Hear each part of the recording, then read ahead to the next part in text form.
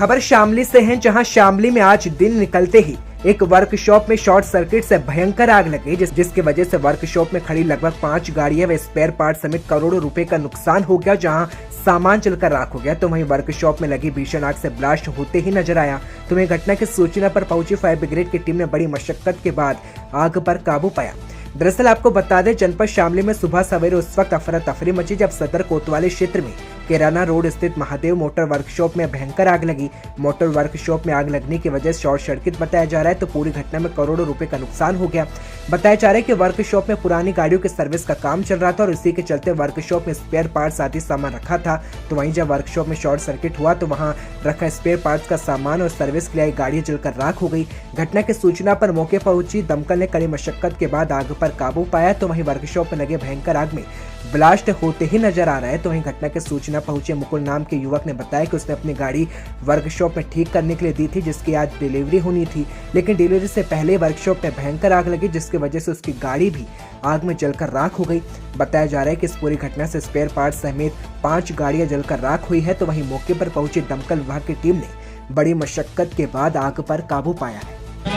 मुकुल, क्या हुआ तुम्हारी गाड़ी जल गई कैसे? अभी दो दिन पहले हमने अपनी गाड़ी यहाँ सर्विस के लिए दी थी, तो आज उसकी डिलीवरी थी। पर सुबह जब पता चला तो यहाँ पे आग लगी हुई है, तो जल के सारी गाड़ियाँ तो सुहाई हो ही गई। अब देखो जी क्या होता है आगे। कितना बड़ा शोरूम है? काफ़ी बड़ा शोरूम है, सर्विस स्पेयर पार्ट सब वगैरह मिलते हैं यहाँ पे। तो शहर के बीच में है, सबसे बड़ा शोरूम है हमारे शहर में। अच्छा, जिस तरीके से गाड़ी हुई कितनी कीमत होगी आपकी गाड़ी की? हमारी रिनॉल्ट क्विड थी, जिसकी लगभग 4-4.5 लाख रुपए की कीमत थी।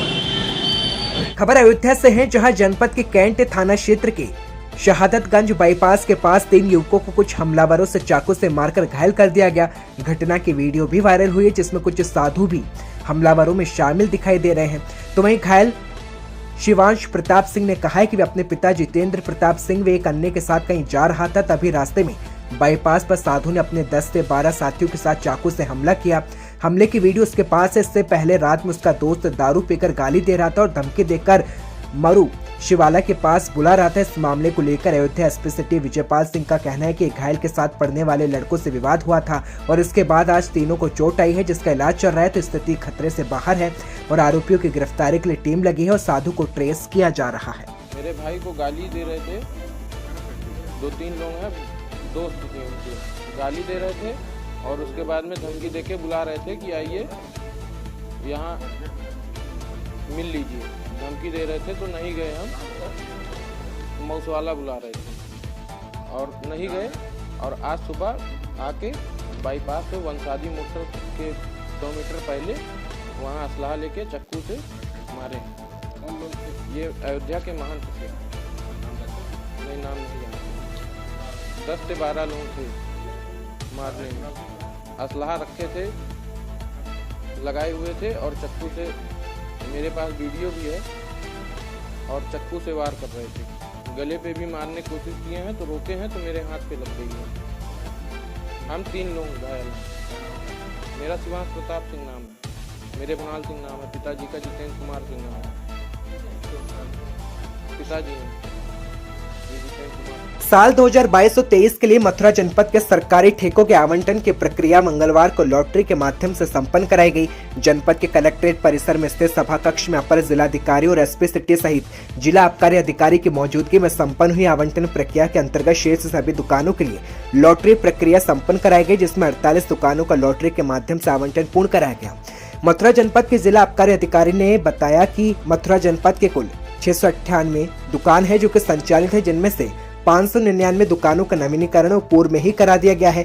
शेष 99 दुकानों में से 49 दुकानों में आवंटन की प्रक्रिया मंगलवार को लॉटरी के माध्यम से संपन्न कराई गई और 50 शेष बची दुकानों के लिए आवंटन की प्रक्रिया आगे संपन्न कराई जाएगी। सिद्धार्थनगर जिले के बांसी राप्ती नदी में नहाते वक्त डूबे 3 किशोर में से तीसरे सुजय श्रीवास्तव की लाश 11वें दिन सोमवार को सोनखर के पास उतारी गई। सूचना पाकर मौके पर पहुंचकर बांसी पुलिस ने लाश को पीएम के लिए भेज दिया। तो वहीं आपके जानकारी के लिए बता दें कि 10 दिन पूर्व बांसी राप्ती नदी में पुल के पास नहाते वक्त नगर के ही 3 लड़के डूब गए थे और काफी खोजबीन के बाद 2 बच्चों की लाश मिली थी, लेकिन तीसरे का सुराग नहीं मिल पाया था, जो अब 10 दिन के बाद सुराग मिल पाया है। अब बात करते हैं उन्नाव की, जहां हुरंगा महोत्सव का आगाज हो गया, जहां 13 कलाकारों की मंडली में 10 पुरुष और 3 महिलाओं ने अपनी कलाकारी दिखाई। इस मौके पर कार्यक्रम में बरसाने की होली और फूलों की होली खेली गई, तो वहीं राधा कृष्ण की लीला भी बेहद आकर्षण का केंद्र रही। बता दें, होली से संबंधित हुरंगा कार्यक्रम में वृंदावन गार्डन में वृंदावन से आए कलाकारों के द्वारा रंगारंग प्रस्तुति दी गई, जिसमें 13 कलाकारों की मंडली में 10 पुरुष और 3 महिला कलाकार शामिल है। इसमें बरसाने की होली, फूलों की होली का आकर्षण देखने को मिला, तो साथ ही राधा कृष्ण की लीलाओं का वर्णन भी मंच पर किया गया। इस मौके पर कार्यक्रम संयोजक राकेश सिंह ने बताया कि हर वर्ष की भांति इस बार भी हुरंगा यात्रा, जो कि दिनेश्वर मंदिर गांधीनगर से प्रारंभ होकर वृंदावन गार्डन आवास विकास तक जाएगी, जिसमें मुख्य रूप से राधा कृष्ण की झांकी के साथ भगवान नरसिंह अवतार में भगवान झूलेलाल की झांकी भी सजाई जाएगी, तो साथ ही एक बड़े ट्रोले पर राधा कृष्ण के नृत्य मनोरम दृश्य प्रस्तुत किए जाएंगे। हुरंगा महोत्सव जो हुरंगा महोत्सव समिति मनाती है, 2 वर्षों से कोरोना काल के कारण से यात्रा नहीं निकल रही थी। होली मिलन औपचारिक रूप से हो रहा था, लेकिन इस वर्ष पूरी यात्रा दिनेश्वर मंदिर के सामने से निकल करके वृंदावन गार्डन आवास विकास आएगी और यहाँ पर वृंदावन के द्वारा आए हुए कलाकारों द्वारा 6 से 9 तक या 10 तक जो वृंदावन धाम में होलियाँ होती हैं, वो पूरी होली का कार्यक्रम मंचन यहाँ वृंदावन गार्डन में होगा। जैसे होता था वैसे होगा कि कुछ अपनी अलग करेंगे? पूर्व की भांति से कुछ इस बार अलग है। पहले कार्यक्रम लोकल के कलाकार कानपुर, उन्नाव के होते थे, लेकिन इस बार जो झांकियों पर कलाकार होंगे वो लोकल के होंगे, लेकिन वृंदावन गार्डन में जो मंचीय कार्यक्रम होगा उसमें 100% वृंदावन के कलाकार, भाई और बहनें, गोपियों का रोल बहनें अदा करेंगी। 3 बहनें भी आई हैं और उसमें 11 भाई आए, 14 लोग आए।